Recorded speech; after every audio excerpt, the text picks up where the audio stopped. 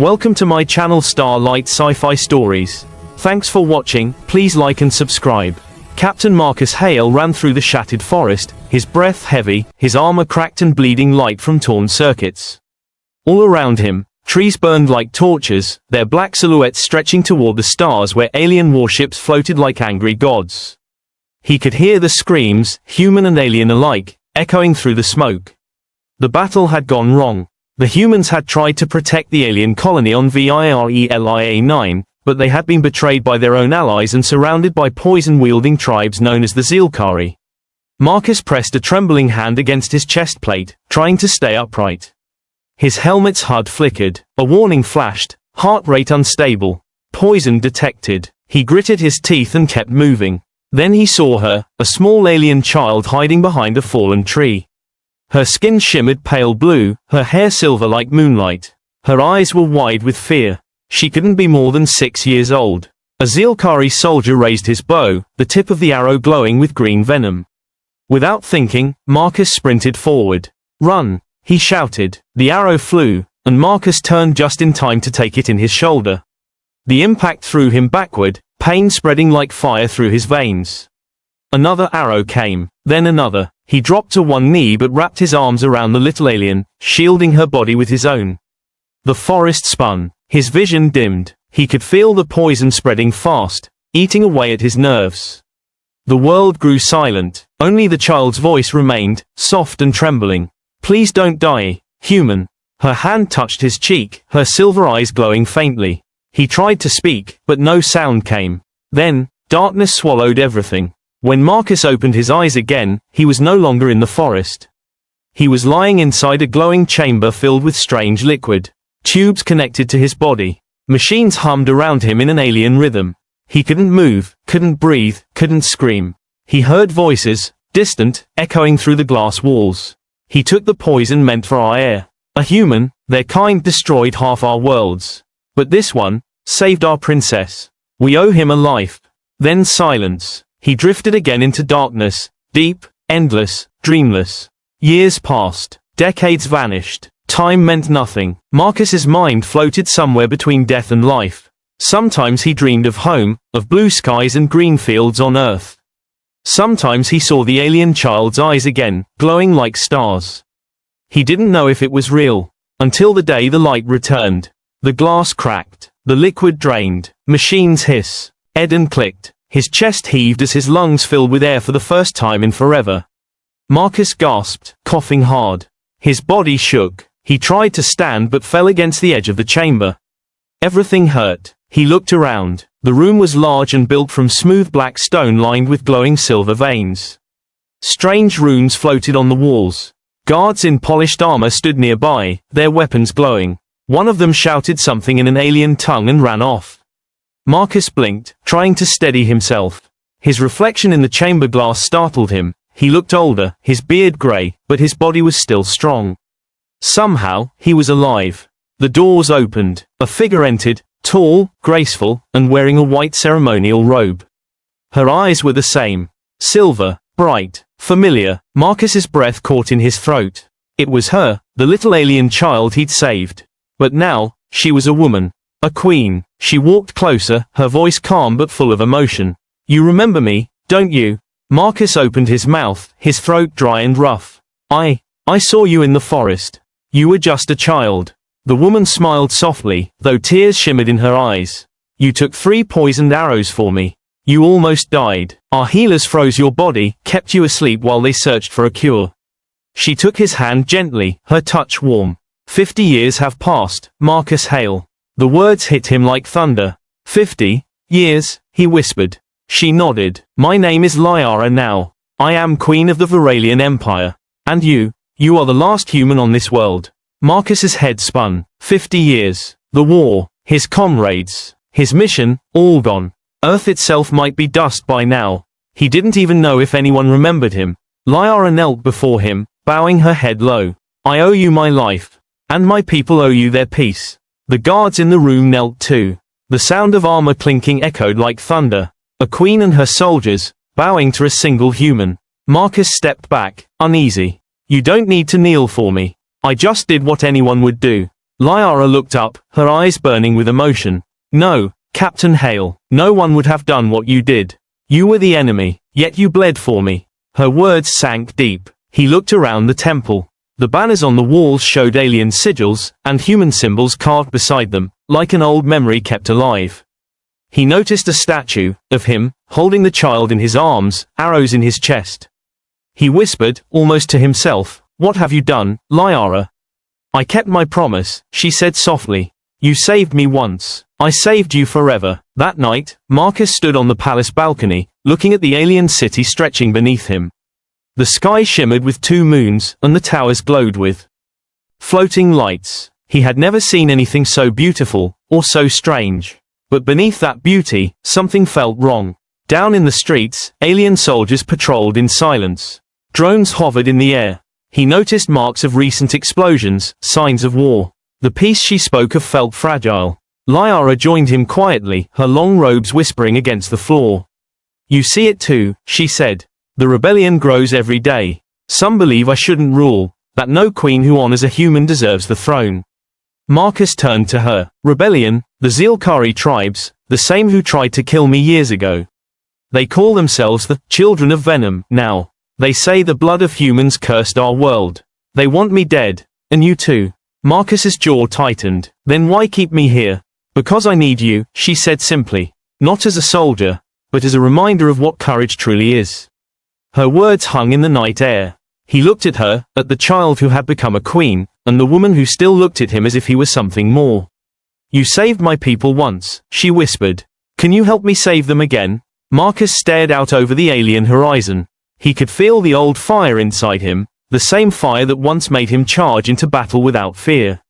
But he was just one man, and this was no longer his world. Still, he couldn't walk away. "I'll try," he said quietly. "For you." Liara smiled, her eyes reflecting the twin moons.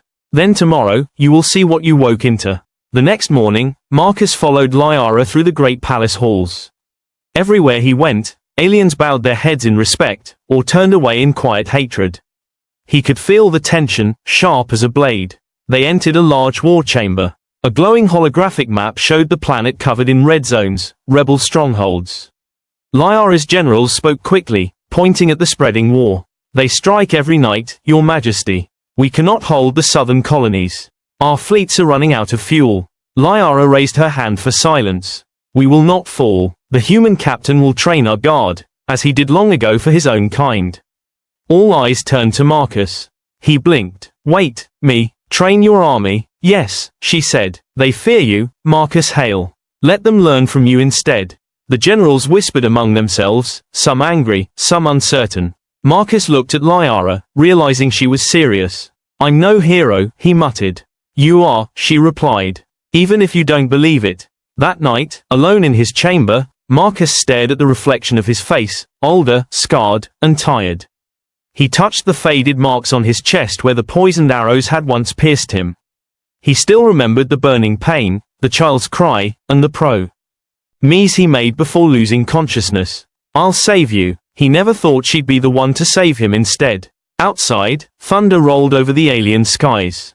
In the distance, faint flashes of battle lit up the horizon, green fire against red clouds. Marcus closed his eyes. The war wasn't over. He could feel it in his bones. As the palace slept, deep underground in the dark, something stirred, a group of hooded figures kneeling before a huge holographic banner. Their leader raised a curved blade, its edge dripping with glowing venom. "The human has awakened," the leader hissed. "Then the prophecy begins," another whispered. "When the human breathes again, the queen shall fall." Their laughter echoed through the tunnels.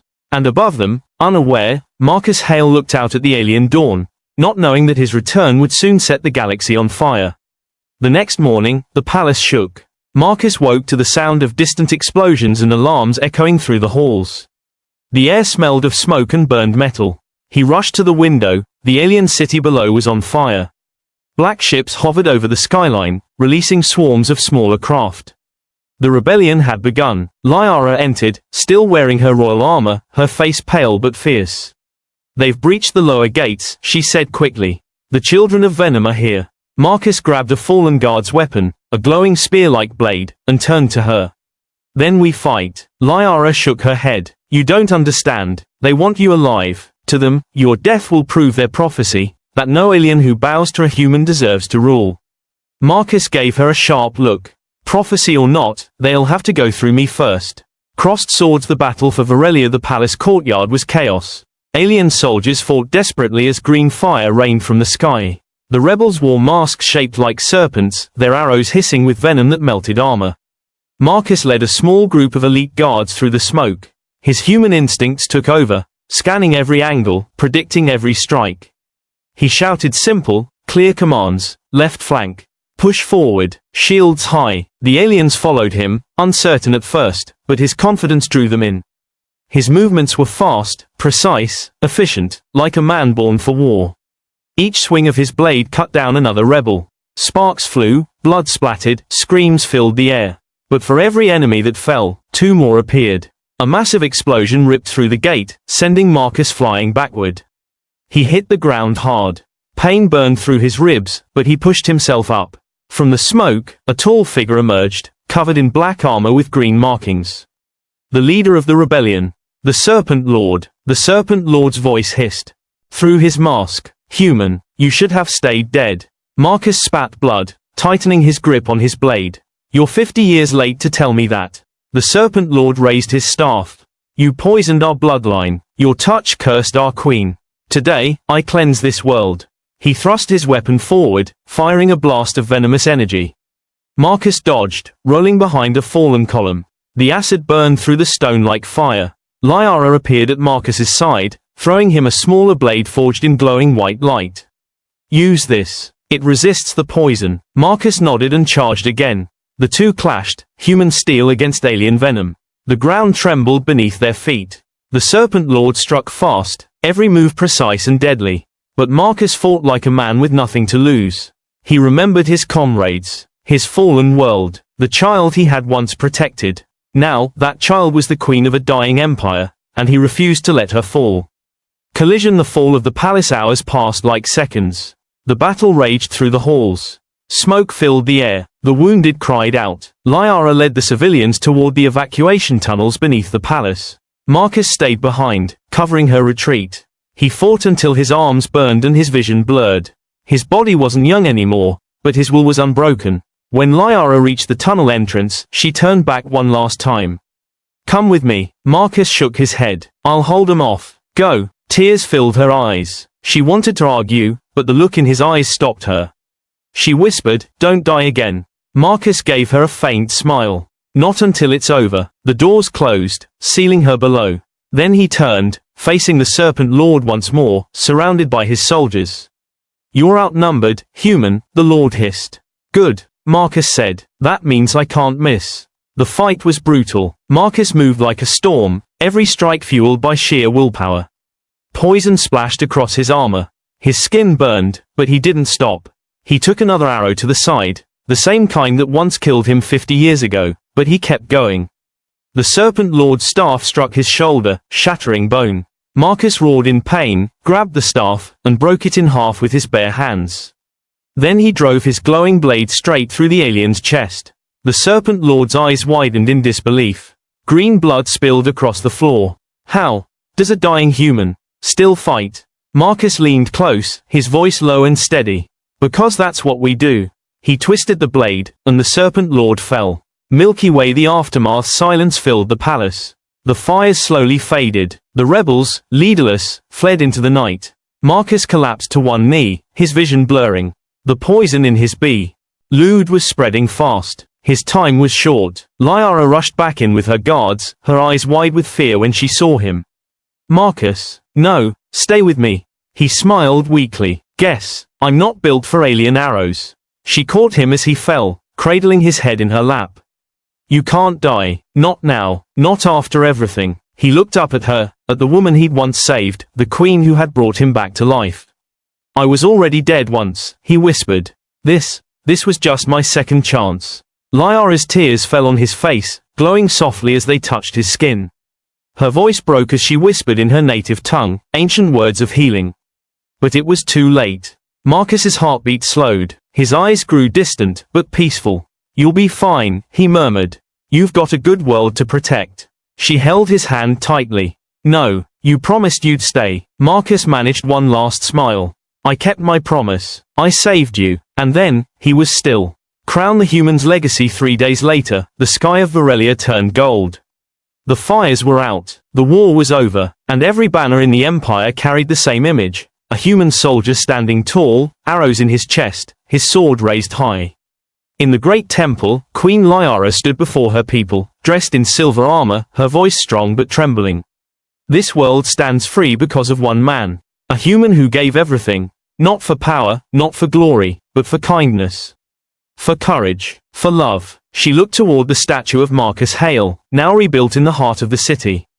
He was not our kind, but he was our greatest warrior.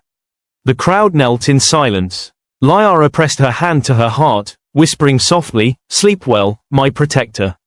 Your story will never fade." Shooting star 50 years later, time moved on. The city of Varelia became a beacon of peace. Humans and aliens from distant worlds lived together there, united by the story of one man.